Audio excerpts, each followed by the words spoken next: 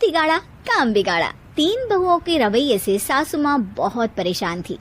दरअसल बात ये थी कि तीनों बहुओं में किसी बात को लेकर अनबन हो गई थी। तब से ही तीनों एक दूसरे से मुंह फुलाए रहती थी। ना कोई सीधे मुंह किसी से बात करती, ना किसी का कहना मानती। पड़ोसी भी इस बात को जानते थे और जाने कैसे कैसे बातें भी करते। इसीलिए सासू माँ ने तीनों बहुओं को तुरंत अपने कमरे में बुलाया। मैं कई दिनों से देख रही हूँ, तुम तीनों अलग अलग सारे काम कर रही हो। ये सब नहीं चलेगा, तीनों को मिलकर ही काम करना पड़ेगा। सास की बात सुनकर एकदम से बड़ी बहू बोल उठती है। नहीं मम्मी जी, मैं इन दोनों के साथ कुछ नहीं कर सकती। मैं इस घर की बड़ी बहू हूँ, फिर भी ये मेरा कहना बिल्कुल भी नहीं मानती। अरे जेठानी जी, जानबूझकर मुझे डबल काम करवाती है आप। और छोटी मुझसे टेढ़े मुंह ही बात करती है। इन दोनों के बीच हमेशा सैंडविच बन जाती है मेरी, और मैं हमेशा आलू की तरह बीच में मसली जाती हूँ। मम्मी जी, इन दोनों को लगता है कि मैं छोटी हूँ तो इनके पैरों तले दब जाऊंगी, लेकिन नहीं, मेरा भी उतना ही अधिकार है जितना इन दोनों का है।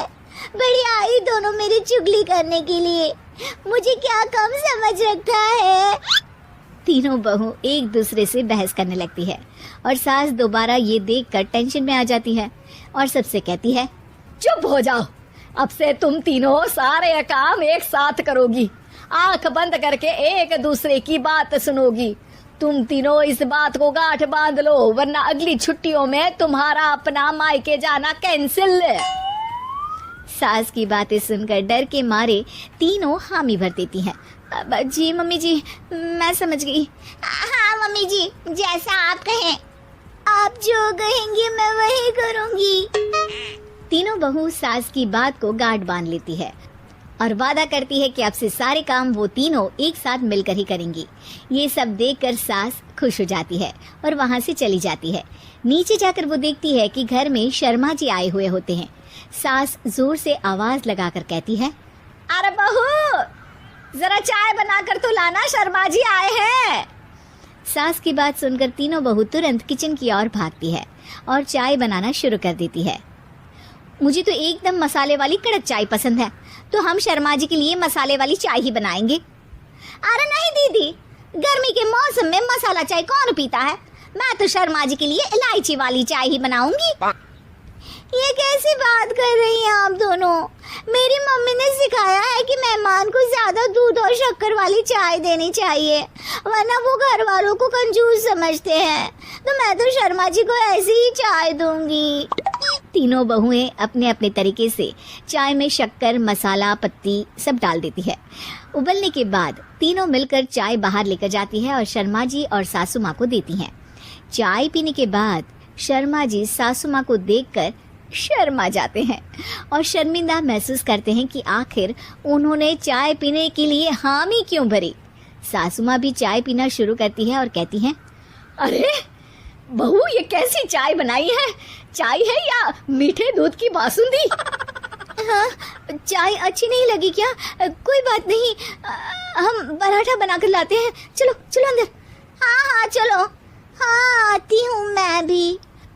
नहीं नहीं, मेरा पेट चाय ने ही चौपट कर दिया, वही काफी है। पराठे से पोपट नहीं करवाना, मैं तो चलता हूँ। शर्मा जी चुपचाप पतली गली से निकल जाते हैं। अगले दिन सास बहुओं से कहती है, अरे बहू, जाओ जाके ऊपर के गेस्ट हाउस की सफाई कर दो। कल हमारे यहाँ मेरे दूर के रिश्तेदार आने वाले हैं, तो पूरे कमरे को चमका देना, समझी? तीनों बहू सास की बात को मानकर ऊपर सफाई करने चली जाती हैं और तीनों कमरे की सफाई चालू कर देती है। बड़ी बहू मकड़ी के जाले साफ करती है, तो बीच वाली झाड़ू लगाना और छोटी वाली सर्फ डालकर जमीन धोना शुरू कर देती है। अरे दीदी, जेठानी जी, अभी मैंने पूरी फर्श धोई और आप फिर से धूल नीचे गिरा रही हैं। और मछली जेठानी जी, आप बिना झाड़ू की धूल यहाँ छटक रही हैं। अरे तीनों को साफ करना है, एक साथ सफाई करते हैं ना। अरे वही तो, हम साथ साथ हैं, घर साफ साफ है। तीनों बहू ऐसे ही काम में उलझ जाती है और 2 घंटे तक एक ही कमरे की सफाई करती रहती है। बहुत देर से अपनी बहुओं को ना देखने के कारण सास ऊपर कमरे में उन्हें देखने जाती है, लेकिन कमरे में घुसते ही वो गीली फर्श पर फिसलने के कारण नीचे गिर जाती है। ओरी मोरी मैया, हड्डी मरोड़ के रख दी। आए मेरी तो कमर ही टूट गई रे। तीनों बहुएं सास को उठाती हैं और बिस्तर पर सुला देती है। अरे मेरे हाथ पैर दर्द कर रहे हैं, दबा दो, आराम मिलेगा। हाँ जी माँ जी। अरे जी माँ जी। और तीनों बहुएं एक साथ सास के हाथ को दबाना शुरू कर देती है। माँ की तो चीख ही निकल जाती है और नतीजा ये होता है कि सास के बचे हुए शरीर में भी दर्द उठ जाता है। हाय राम, ये क्या कर दिया तुम तीनों ने। अरे मेरी तो किस्मत ही फूटी है कि तुम जैसी बहुएं मुझे मिली। हे भगवान, पूरे शरीर में दर्द बढ़ गया है। अब तो पता नहीं कि चल भी पाऊंगी या नहीं।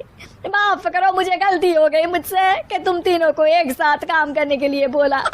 सोचा था तीनों मिलके अच्छे से काम करेगी, लेकिन बड़े बुजुर्ग सही कहते थे कि 3 तिगाड़ा काम बिगाड़ा।